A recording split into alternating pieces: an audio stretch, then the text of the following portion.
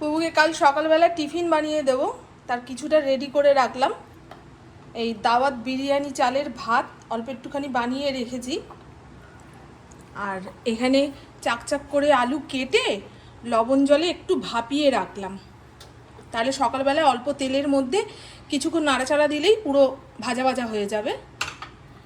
এই আলুটা ভাজবো, ভাতটা বাটার দিয়ে একটু কড়াইয়ের মধ্যে নাড়াচাড়া করব, একটুখানি কাঁচা লঙ্কাও চিড়ে দেব, তারপরে আলু ভাজা ভাত মিশিয়ে টিফিন বক্সে ভরে দিলে 10টা 10:30 নাগাদ খেয়ে নিতে পারবে। এই গরমে তো অন্য কিছু দিতেই ভয় লাগছে জানো, যদি পচে ওঠে। বারবার জিজ্ঞাসা করছে, মা পচে উঠবে না তো, মা টিফিনটা পচে উঠবে না তো। পচে উঠলে তো আমি বুঝতেও পারবো না, ওই পচা টিফিনই খেয়ে নেবো। আমি বাবা তোকে কি আমি ওই রকম জিনিস দেবো যে আধা ঘন্টা 1 ঘন্টার মধ্যেই পচে যাবে? একটুখানি বাটার দিয়ে নেড়ে চেড়ে দেবো, ভাতটা অনেকক্ষণ ভালো থাকবে।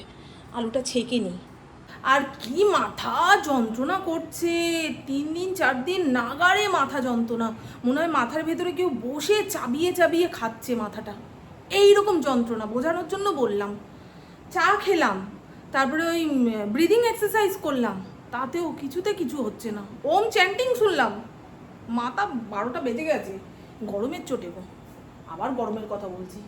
তো চলুন বন্ধু, বললাম এরপরের কাজ হচ্ছে রান্নাঘরটা সুন্দর করে সাপটে পুছে পরিষ্কার করে রাখবো। পুপু যদি এখন ভাত খেতে চায় তো মেহেজুকে ভাত খাইয়ে দেবো, মাছের ঝোল ভাত তো নিজের হাতে খেতে চাইবে না।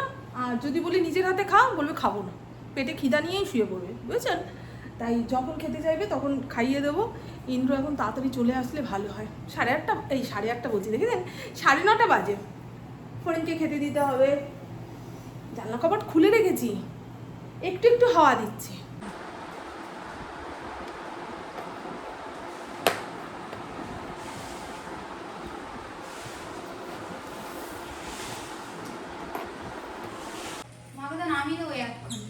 হ্যাঁ, আমার কোথায় বলো তো, ওই ছোট রাতের সামনেটায়। হ্যাঁ, আমার ওজন 100 কেজি। আমাকে নিয়ে যাচ্ছে, হ্যাঁ না আমি তোমাকে নিয়ে যেতে তাড়াতাড়ি বেরোনো উচিত। 62 কেজি ওজন। গাড়ি তো টানতে পারবে না। হ্যাঁ হ্যাঁ, কি সমস্ত কথা, আমাকে নিয়ে নাকি গাড়ি টানতে পারবে না বাবা।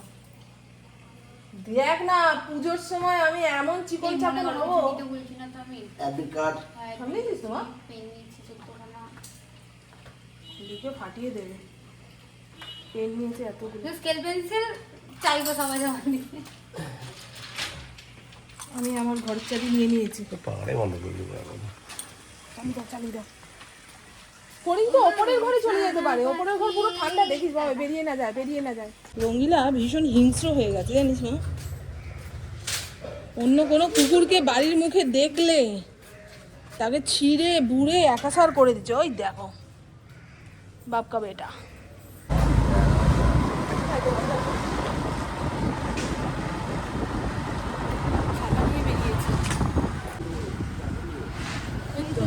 ব্যাস, এখানে নামিয়ে দাও। আরে না বাবা, এখানে কি দৌড়ে নিয়ে যাবে? ওই সামনে গেলে আমার দে, আমার ছাতা দে। টাটা বাবা, টাটা।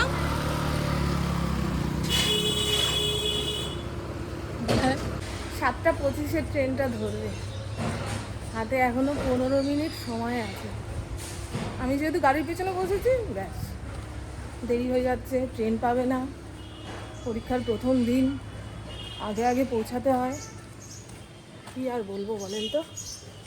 চলো, আমি আমার গন্তব্যে চলে এসেছি। উপেন্দ্র এই রাস্তা দিয়েই গেল, জানি না তো, নাহলে এইখানেই নামতাম। দেখি কত রে, 2 টাকাই তো, এই 10 টাকা। এখান থেকে কত নিয়ে না।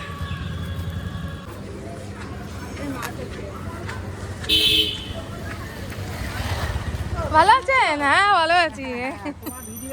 হ্যাঁ, সব গঙ্গার ধারে হাঁটতে যাওয়ার কাকিমারা। আগে হাঁটতে যেতাম, এনাদের সঙ্গে 5-10 মিনিট গল্প করে বাড়ি আসতাম। এখন তো আর যাওয়া হয় না। আমি যখন যাব ওনাদের তখন বাড়ি ফেরার টাইম। আমার হাঁটতে ইচ্ছা করে না সকালের দিকে। ঘেমে নে একাসার হয়ে গেছি, এখন আর প্লেন জল খেতে ইচ্ছা করছে না, একটু বেশি করে গ্লুকন-ডি দিয়ে জলটাকে মিষ্টি মিষ্টি বানিয়ে খাই। বাপরে বাপ, মেঘলা হয়ে রয়েছে তো। মেঘলা মানে কি, মানে রোদ্দুর ওঠেনি, আকাশটা থম মেরে রয়েছে, ওই জন্য আরও ঘেমও গরম,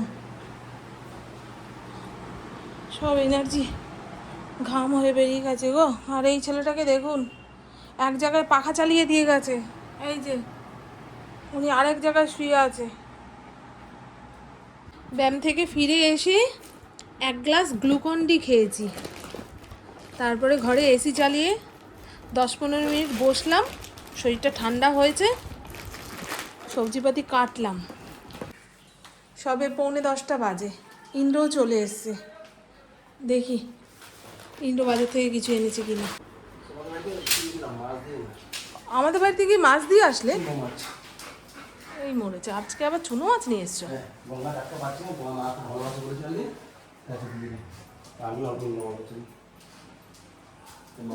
এখন কি চুনো মাছ রান্না করবো? কি পাকাম আর ওইটা এই এত কাঁচা আম দিয়ে কি করবো আমি? ও মা, আর পাগলা, বললাম 4-5টা নিয়ে আসবে। কাঁচা আম খাওয়ার মানুষ আছে ঘরে? কিসব কথা বলে, সস্তায় কাঁচা আম কিনে এনেছে, কার্বাইটে পাকিয়ে জামাই ষষ্ঠীর দিন নাকি আমার বাড়িতে নিয়ে যাবে। তোমাকে নিয়ে যেতে হবে না, আমার মা আম কিনে এনে তোমায় খাওয়াবে। এই যে পাকা আম এসে গেছে। গরমকালে সকালে ইন্দ্রকে কি খেতে দেবো সেই নিয়ে চিন্তা করতে হয় না, জানেন? একদম ফ্রিজ ভর্তি আম কিনে এনে রেখে দেবে, প্রত্যেক দিন 2-3টে করে কেটে চিরা দিয়ে আম দিয়ে মুড়ি দিয়ে আম দিয়ে দিয়ে দাও, সোনা সোনা করে খেয়ে নেবে। এত আম দিয়ে কী করবো গো? আম ধুয়ে কাটতে হবে, কাটার পরে ধুলে রোদ যদি ঠিকঠাক না পায় না পচে উঠবে, জানো? ঘর মোছার জলে লাইজল নিতে ভুলে গেছি, জানো? এই তেল কাজটা ব্যাপারটা কাটছে না, তার উপরে ইন্দ্র 3বার পোছা জায়গার ওপর দিয়ে গেল, একবার এটা নিতে একবার সেটা নিতে। মাথাটা কেমন গরম হয় বলুন তো, মনে হয় ডান্ডার বাড়ি গায়ের মধ্যে 2খানা দিই। কিন্তু স্বামীর গায়ে তো হাত তোলা যাবে না, না? স্বামী যতক্ষণ না হাত তুলছে গায়ে। আমার গা হাত পা যা চাবাচ্ছে না, মনে হয় এক্ষুনি তেড়ে ফুড়ে জ্বর আসবে। রাতের ঘুমটা ভালো হয়নি তো, খালি মনে হচ্ছে কি 6টা বেজে গেছে, এই অ্যালার্মটা বাজবে না, আমি উঠতে পারবো না। আর আমি উঠে পুপুকে না ডাকলে পুপু পরীক্ষা দিতে যেতে পারবে না। আমি ভাবি আমার মেয়েটা সেই ছোটোবেলার মতনই ছোট আছে।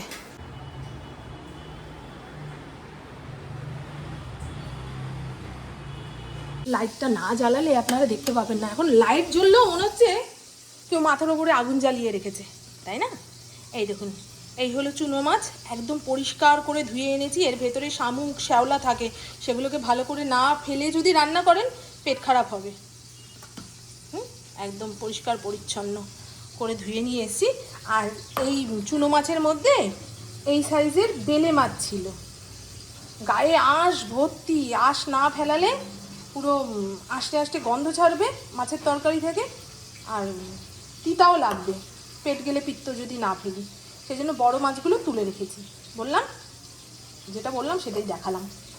এর মধ্যে লবণ আর ভিনিগার দিয়ে ভালো করে মাখিয়ে রেখেছি, একটু পরে ধুলেই নাকি আঁশ চলে যাবে। এর আগের দিন করেছিলাম গো ঠিক তাই, ভিনিগার আর লবণ দিয়ে আঁশালা মাছ কয়েক মিনিট মাখিয়ে ঝুঁকিয়ে রেখে দিয়ে তারপরে একটু ঘষাঘষি করবেন, পুরো আঁশ উঠে পরিষ্কার। এটা তুলে রাখবো, এটা আজকে রান্না করা যাবে না, আর এইটুকু দিয়ে আমাদের একবেলা হয়ে যাবে, রাতে পান্তা। কি বললাম বোঝাতে পারলাম?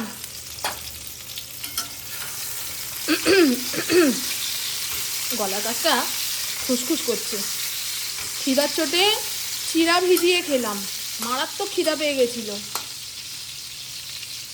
আমি আর দাঁড়াতে পারছি না। কিন্তু বললাম তাড়াতাড়ি চলে আসবা, রান্নাঘরে তালা দেওয়ার আগে যদি সবাইকে খাইয়ে দাইয়ে দিতে পারি না, নিশ্চিন্ত। নাহলে নিজে খেয়ে দিয়ে যেই বসবো আবার একজনকে খেতে দিতে আসতে হবে, ওটাই তো ভালো লাগছে না এখন আর। এখানে বরবটিও কাটা হয়ে গেছে, বরবটিটা ভেজে নেবো। কি যে বীভৎস গরম লাগছে। আজকে মাথায় শ্যাম্পু করেছি, আর যেদিন যেদিন শ্যাম্পু করি সেদিন ওপরের ঘর না হলে নিচের ঘরের পায়খানা বাথরুম ডিপ ক্লিন করে ফেলি। আর পায়খানা বাথরুম ক্লিন করার পরে আমার হাত পা দেয় ছেড়ে, মনে হয় পরের কাজগুলো আর করতে পারবো না। তাও শরীরে শক্তি বজায় রেখে মনের জোর নিয়ে রান্নাঘরে ঢুকলাম। এই তো রান্না হয়ে গেল মোটামুটি 1.5 ঘন্টার মধ্যে, সব কমপ্লিট। কেমন লাগছে না, ঘরে বসেও মুখটা কালো কালো পোড়া পোড়া হয়ে যাচ্ছে, দেখো তো। হ্যাঁ, ফরিং আজকে ঘর থেকে বেরোচ্ছে না। একটু দই দিয়েছি, এই গরমে টক দই পেটে গেলে লোম ওঠা বন্ধ হবে, পেটটা ঠান্ডা থাকবে। ও মা, ও মা বেবি, ভাবছি মা কতক্ষণে আসবে ঘরে। এই ঘরটাতে সকালবেলায় এসি চালিয়ে আধা ঘন্টা বসেছিলাম, এখনও ঠান্ডা, এখনও ঠান্ডা। চল, ভালো লাগছে না গো। চুনো মাছটা কীভাবে রান্না করলাম বলুন তো? সর্ষে বাটা দিয়ে ইলিশ চিংড়ি যেভাবে ভাপিয়ে রান্না করে ঠিক সেইভাবেই রান্না করেছি, শুধু পেঁয়াজ রসুন এক্সট্রা অ্যাড হয়েছে। এই রান্নাটা রান্না করছি আর আমার বাবার কথা মনে পড়ছে। আমার বাবা না এইভাবে চুনো মাছ রান্না খুব পছন্দ করতো। মা বাজার থেকে চুনো মাছ আনলেই বলতো, সেবা ওইরকম মাখা মাখা পেঁয়াজ রসুন দিয়ে রান্না করো তো। আমার মায়ের নাম তো সেবা। তা বাবু এইভাবে খেতে ভালোবাসতো। একটু ধনে পাতা দিতে পারলে ভালো হতো, তবে ঘরে ধনে পাতা নেই। চলুন, এটাও হয়ে গেছে। এখন আমের ডালটা সোমবার দেব। আর এখানে বরবটি আলু ভাজা বসিয়েছি, একটু নরম নরম করে ভেজে নামাবো, বেশি কুড়মুড়ে হয়ে গেলে খেতে ভালো লাগে না। আজকের মেনুটা একবার দেখিয়ে দিই। হ্যাঁ, এই হলো পাতলা করে আম দিয়ে মুসুর ডাল। পাশের বাড়ির বাচ্চাটা স্কুল ছুটি পড়ে গেছে, ঠাকুমার ঝুলি শুনছে অনেকক্ষণ ধরে। আমাদের ছোটোবেলার সেই স্কুল ছুটি পড়ার পরে দূরদর্শনে যে ছুটি ছুটি হতো, হ্যাঁ, একটা সিনেমা ভাগে ভাগে 3 দিন দেখাতো। ও, সেই দিনকার কথা মনে পড়ে যায়। আর এই হলো বরবটি আলু ভাজা, লঙ্কা রেখেছি, দিতে ভুলে গেছি। এই হলো চুনো মাছের চচ্চড়ি, চুনো মাছের চচ্চড়ি। এবারে মাছের পরিমাণের থেকে ভাণ্ডর আয়তন বড় হয়ে গেছে, সেই জন্য বোঝাতে পারছি না রান্নার কালারটা কেমন আসলো, কেমন দেখতে হলো। ঠিক আছে, পেটে চলে গেলেই সব অমৃত। আর এই হলো দই পটল, খুব জুতজাত করে রান্না করেছি, কারণ আমি যখন পটলটা কিনছিলাম তখনই ভেবে নিয়েছি আজকে এটা এত সুন্দর করে রান্না করব, শুধু এটা দিয়েই যেন ভাত খাওয়া যায়। বুঝেছো বন্ধু, আমি যেদিন নিজের কথা ভেবে রান্না করব সেদিন রান্নার স্বাদ অন্য রকম হয়ে যায়। এবারে সব একটা একটা করে ঢাকি। হ্যাঁ, কাকটা ক্যাঁ ক্যাঁ ক্যাঁ ক্যাঁ করেই যাচ্ছে, দেখো তো। 1:15, সবাই 1:15, 1:30টার সময় ভাত দেবো। আমি একটু বসি, আবার আপনাদের সঙ্গে সন্ধেবেলায় কথা বলবো, ঠিক আছে বন্ধু? ঘরটায় ঢুকলে মনে হয় না শান্তি ভবন। এই ঘরটা সারা বাড়ির মধ্যে এই একটা ঘর যেটা ঠান্ডা, আর বাদ বাকি সব কোনায় আগুন জ্বলছে। চুলটা ছাড়ি, আঁচড়াবো, চুল উঠবে জানেন কত। মাথার ভেতরটা সবসময় ঘেমে ঘেমে থাকছে তো, ওতেই অর্ধেক চুলের গোড়া পচে যাচ্ছে। শ্যাম্পু করার পরে এত এত চুল উঠছে। গুড ইভিনিং, শুভ সন্ধ্যা। ঘড়ির কাঁটা প্রায় 7:30টার ঘরে। একটু আগে গ্রিন টি খেলাম, আর পুপু বাড়িতে এসে 3:30 পৌনে 4টে নাগাদ খেয়ে দিয়ে ওই যে শুয়েছি। ইন্দ্র কখন যে প্র্যাকটিসে বেরিয়ে গেছে টেরও পেলাম না। কালকে ইন্দ্রর ম্যাচ রয়েছে, তা 2 ঘন্টা প্র্যাকটিস করে চলে আসবে। এদিকে আমার বাজার পাট কিচ্ছু গোছানো হয়নি, এই যে করব, আস্তে আস্তে করব। এখনও যে গরমটা কমবে তা না, দুপুরে সেই পোড়া রোদের গরম, এখন সেই তাপটা উঠছে তার গরম। কি বলুন তো, কলকাতা সাইডে নাকি বৃষ্টি হয়েছে, পুরো বলছিল। সুজাতা চায়ের কাপগুলো ভালো করে ধোয় না, জানো, ভেতরে চায়ের দাগ লেগে থাকে। কাল সকালে একটু তাড়াতাড়ি ঘুম থেকে উঠে আজকে যে ইন্দ্র কাঁচা আম এনেছে আচার বানানোর জন্য সেগুলো কেটে ধুয়ে ছাদে রোদে দিয়ে আসবো। কালকে রোদটা যেন ভালো ওঠে, জানো। আমি আবার আমলকি কেটে শুকাতে দিলে কিংবা বড়ি দিলে, আম কেটে রোদে দিতে যাব, তখন পুরো মেঘ ভাঙা বৃষ্টি যাকে বলে সেই রকম চলে আসবে। যদিও এখন বৃষ্টির খুব দরকার। আপনারা বলবেন যে হ্যাঁ হ্যাঁ দাও দাও দাও মামুন দাও, তোমার আম পচে পচুক, তোমার কাটা আম দেখে যদি একটু বৃষ্টি হয় তো হোক, আমাদের জন্য এইটুকু করো। কি বন্ধু, আপনারা চাইবেন না? চেঁচাও চেঁচাও চেঁচাও চেঁচাও। তো চলুন বন্ধু, এবারে মা মেয়েতে চায়ের কাপে চুমুক দিই, তারপরে পুপু পড়তে বসবে, আর আমি এই জায়গাটা অন্ধকার করে কিছুক্ষণ জানলার সামনে বসবো। এটা হচ্ছে আমার মি টাইম। সন্ধ্যের পরে যদি বলেন রাস্তায় না বেরিয়ে কিভাবে নিজের মতো সময় কাটাই, তাহলে বলবো এখন এই জায়গাটা আমার খুব প্রিয় জায়গা হয়েছে। আমি ঘেমে যাচ্ছি গো, এরপরে আমি আসল অবতারে আসবো। যত ছেঁড়া ফাটা পুরনো নাইটিগুলো ছিল সব ওয়াশিং মেশিনে কেচে শুকিয়ে রেখে দিয়েছি। এই প্রত্যেক দিন রাতের বেলায় একটা করে পরবো। এরপরে আর আমি আপনাদের সামনে আসতে পারবো না, ওই ছেঁড়া নাইটির অবতারে চলে আসবো। তো আমার বকবক আজকের মতন এইটুকুই। আপনারা সবাই খুব খুব খুব ভালো থাকবেন, নিচের শরীরে খেয়াল রাখবেন, সুস্থ থাকবেন, আর অল টাইম স্মাইল করতে হবে। টাটা, খুব ভালো থাকবেন। আর এই শ্রাকগুলো খুব কাজের গো, একদম পাতলা। আমি আবার ওড়না কাঁধে নিয়ে কাজকর্ম করতে পারি না, কাঁধে ডিসপুট আছে তো, ব্যাগ কাঁধে রাখতে পারি না, সচ্ছল করে পড়ে যাবে। তারপরে ব্লাউজ ঘেঁটি থেকে পড়ে যাবে। ওড়না বাবা, উনুনের সামনে রান্না করতে গেলে ওড়নার একটা দিক ধরে যাবে এইরকম।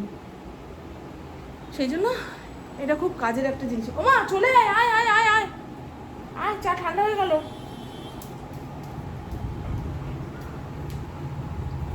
পুর পরীক্ষা ভালো হয়েছে।